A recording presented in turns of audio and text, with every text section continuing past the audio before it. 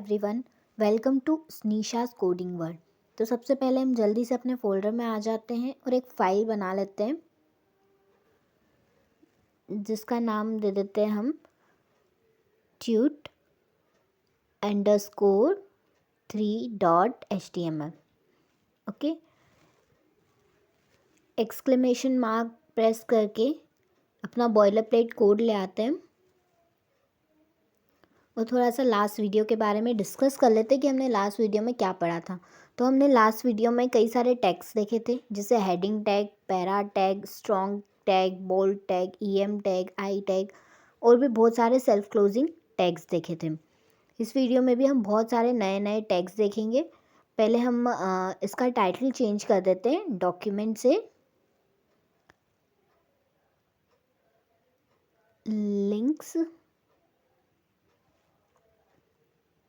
And images.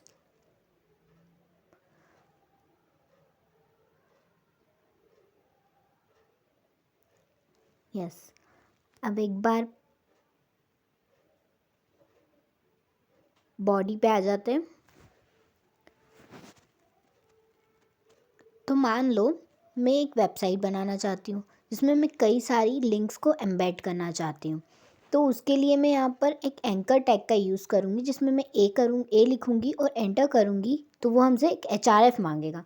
उसमें मुझे उस लिंक की पाथ देना पड़ेगा, उस लिंक का पाथ देना पड़ेगा। तो मान लो मैं गूगल की लिंक डाल रही हूँ तो लिखूँगी मैं https://google.com और इसके अंदर लिख दूँगी go to Google.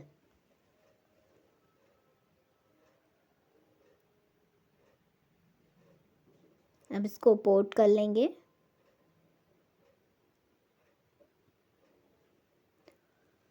Go to Google की लिंक हमारे वेब पेज पे आ गई। जैसे इस पर हम क्लिक करेंगे, न्यू टैब पे एक गूगल का होम पेज खुलेगा। इसके थ्रू हम लिंक्स को ऐड कर सकते हैं और भी कई सारी लिंक्स ऐड कर सकते हैं, जैसे Facebook, Twitter, Instagram etcetera etcetera. तो हम एक बार फेसबुक की लिंक ऐड करके देख लेते हैं। इसी को कॉपी कर लेते हैं, वो पेस्ट कर देते हैं।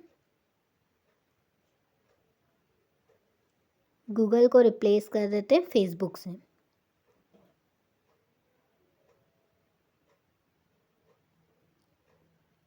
फेसबुक, यहाँ पर भी गूगल की जगह पर फेसबुक लिख देंगे।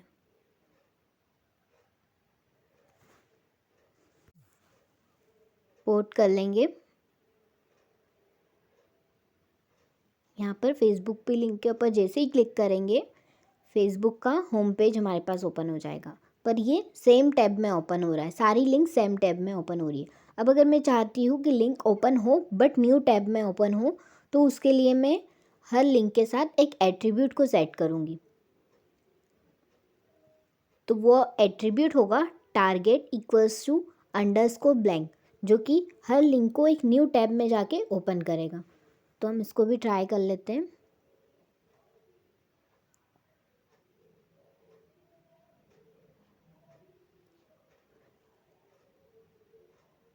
target=_blank।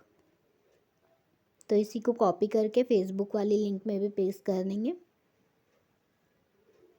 यस, अब इसको पोर्ट कर लेंगे।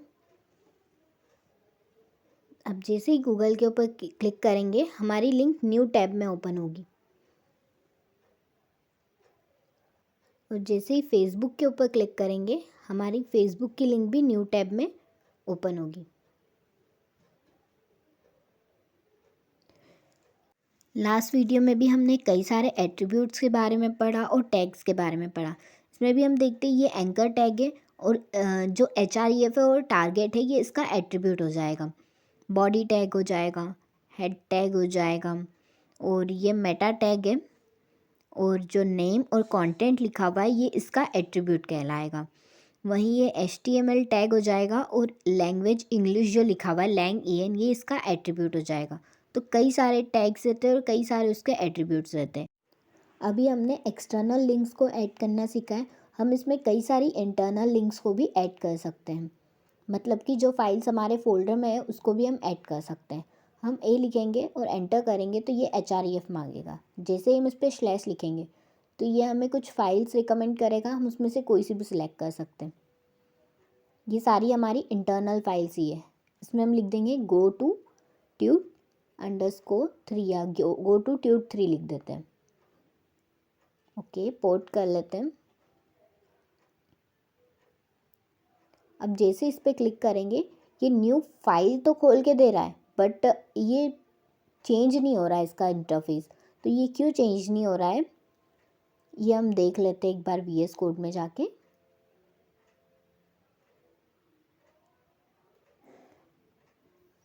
फाइल स्ट्रक्चर को एक बार देख लेते हैं। ये इसलिए चेंज नहीं हो रहा है क्योंकि हमने वही फाइल की लिंक दी है जो फाइल में हम हैं अभी। तो ये हमें वही फाइल में ला के छोड़ रहा है, इसलिए हम tut2.html दे देते हैं और उसको डबल से पोर्ट कर लेते हैं। अब हम जैसे इस पर क्लिक करते हैं हमारे पास tut2 वाली फाइल खुल के आ रही है और ये वही टैब में खुल के आ रही है। इसलिए हम इसको टारगेट एट्रीब्यूट इसको भी असाइन कर देते हैं।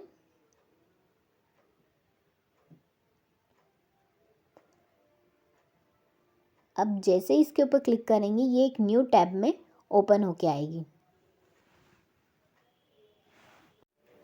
तो इस तरह से हम इंटरनल और एक्सटर्नल लिंक्स को अपने वेब पेज पर ऐड कर सकते हैं। ये बहुत इजी वे है इंटरनल और एक्सटर्नल लिंक्स को ऐड करने का या फाइल्स को ऐड करने का। अभी हमने कई सारी चीज़ें सीखी, हम इसको समराइज़ कर लेते हैं कि हमने क्या क्या सीखा। हमने एंकर टैग के बारे में सीखा कि एंकर टैग होता क्या है, उसमें कौन कौन से एट्रीब्यूट्स यूज़ होते हैं। जैसे HREF के बारे में देखा कि HREF क्या होता है, HREF कैसे यूज़ होता है, उसमें कौन कौन सी फाइल्स हम ऐड कर सकते हैं, हमने ये सब देखा। हमने टारगेट वाले एट्रीब्यूट को देखा कि टारगेट वाला एट्रीब्यूट यूज़ कैसे होता है और क्यों यूज़ होता है। तो टारगेट वाला एट्रीब्यूट यूज़ होता है न्यू टैब में फाइल्स को ओपन करने के लिए। तो हमने ये सब चीज़ें इजीली समझ ली हैं। अब हम इमेज पे आ जाते हैं कि इमेज कैसे ऐड करते हैं। तो हम IMG लिख के एंटर करेंगे तो वो हमसे एक सोर्स मांगेगा और ऑल्ट मांगेगा। तो सोर्स का मतलब होता है कि इमेज का पाथ देना, कि इमेज कौन से पाथ पे है या कौन से एड्रेस पे है, ये होता है सोर्स की वैल्यू। तो सोर्स हम इंटरनल भी दे सकते हैं, हमारे किसी फोल्डर में रखी हुई इमेज भी दे सकते हैं और गूगल या किसी वेबसाइट की इमेज भी दे सकते हैं, उसका पाथ भी दे सकते हैं। और ऑल्ट क्या होता है? ऑल्ट का मतलब होता है इमेज का नाम देना या कोई सा भी नाम देना जिससे हम इमेज को डिनोट कर सके या इमेज को डिस्प्ले कर सके कि इमेज की ये वाली इमेज है। क्यों यूज़ होता है ये ऑल्ट? क्योंकि अगर हमारी वेबसाइट पे पुअर नेटवर्क कनेक्शन है, हमारी इमेज लोड नहीं हो पा रही है, तो हम ऑल्ट का नाम डिस्प्ले कर सके। ऑल्ट का नाम तभी डिस्प्ले होता है जब हमारी इमेज लोड नहीं हो पाती है। तो अब हम गूगल पे आ जाते हैं और एक बुक की इमेज का नाम सर्च कर लेते हैं और ये इमेज का हम पाथ कॉपी कर लेते हैं। ओके, यहाँ से इसका हम पाथ को कॉपी कर लेते हैं।